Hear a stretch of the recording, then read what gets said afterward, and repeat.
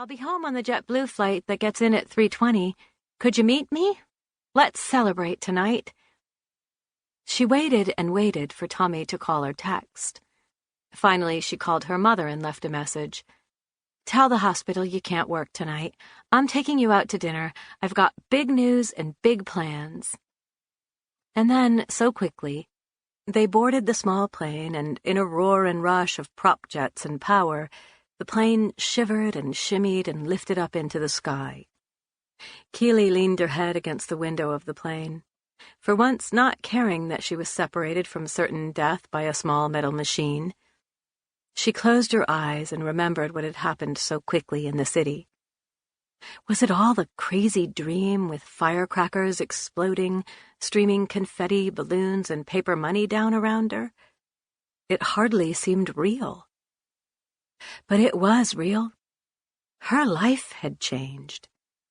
Keely had to start work on the new book.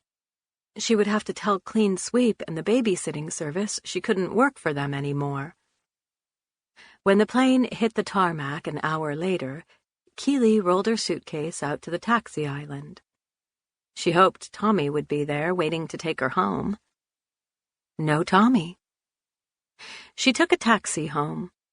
On the way, she tried to reach Tommy again, without success.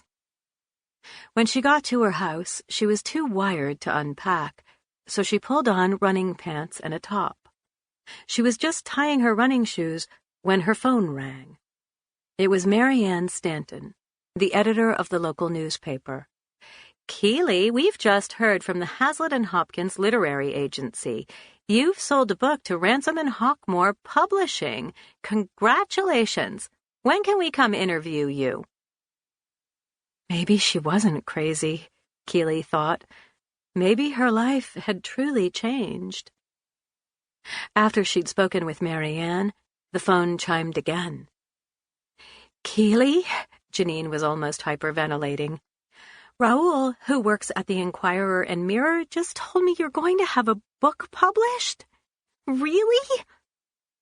Her open laptop on the desk began to ding, notifying her of new messages.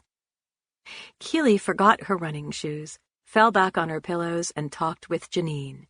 Yes, it was true. She had written a novel, and it was being published. It was late afternoon before Keely realized that Tommy hadn't phoned. She tried once more to reach him. She texted him, "Where are you?" Immediately, finally, a text from Tommy blinked on her screen. Off island. Isabel called me. Needs help packing up.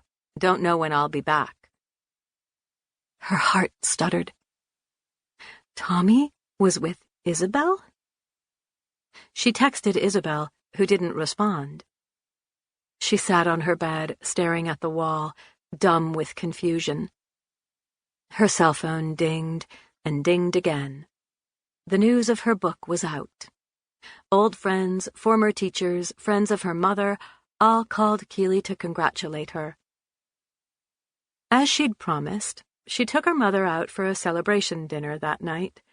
Friends stopped by their table to congratulate her.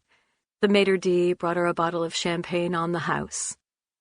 Keely smiled and smiled and smiled, but her mind replayed the same thought like an irritating song. Tommy had gone to help Isabel. Keely slept fitfully that night, torn between elation about her book and uneasiness about Tommy and Isabel. The next morning, she took a cup of coffee with her to her desk. She sat down, opened her computer to a new document, and titled it Poor Girl. Writing had saved her sanity before. She hoped it would now. She typed sentences and deleted them. She typed more sentences and deleted them. She typed, "I'm going crazy." She didn't hear from Tommy or Isabel for 3 days. The wonderful rush of congratulations from other island friends buoyed her up, kept her floating on happiness for hours at a time. A large white envelope arrived in the mail on her second day home. Inside was a copy of her signed contract and a big, fat